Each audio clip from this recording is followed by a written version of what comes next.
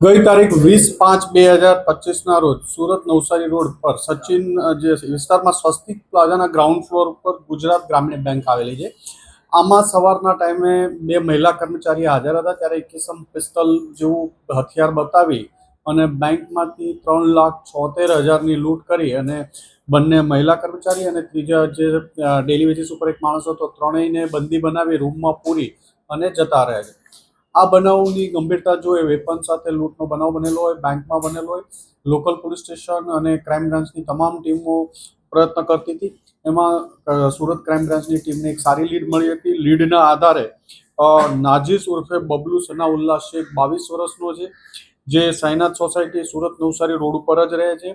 એની ધરપકડ કરવામાં આવી છે. એની પાસેથી એક પિસ્ટલ અને 7 રાઉન્ડ કબજે લેવામાં આવ્યા છે. લૂંટમાં ગયેલા 3,33,000 જેટલી એમાઉન્ટ કબજે લેવામાં આવી છે. લૂંટમાં જે બેંક કર્મચારી છે એનો બેગ પણ પૈસા ભરવા માટે લઈ ગયો હતો, તો એ બેગ કબજે લેવામાં આવ્યું છે. 2 મોબાઈલ અને લેપટોપ બેગ, એર બેગ બધું કબજે લઈ કુલ 3,95,000નો મુદ્દામાલ એમની પાસેથી કબજે લેવામાં આવ્યો છે અને એની હાલ પૂછપરછ ચાલુ છે.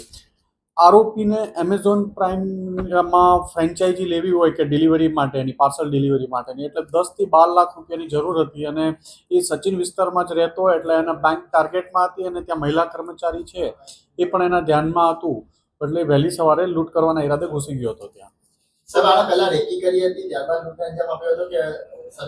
એણે રેકી કરેલી હતી, બેંકથી નજીક જ રહે છે એટલે એના ધ્યાનમાં પણ હતું કે ત્યાં 2 મહિલા કર્મચારી છે અને ટોટલ 4 માણસો કામ કરે છે, પણ તે દિવસે 3 માણસો જ હાજર હતા.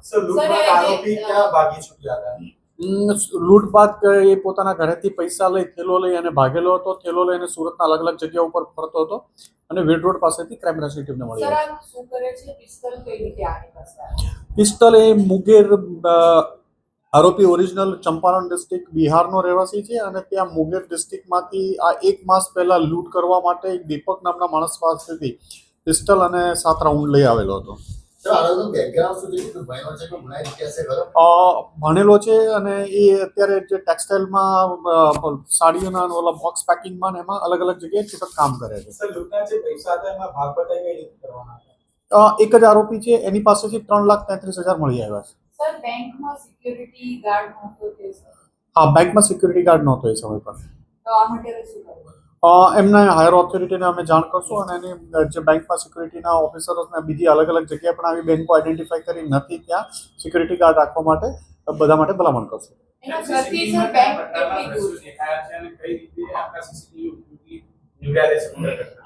શરૂઆતમાં ઇનિશિયલી ત્યાંથી એનો ફોટો આઈડેન્ટિફાઈ કરવા માટે સીસીટીવી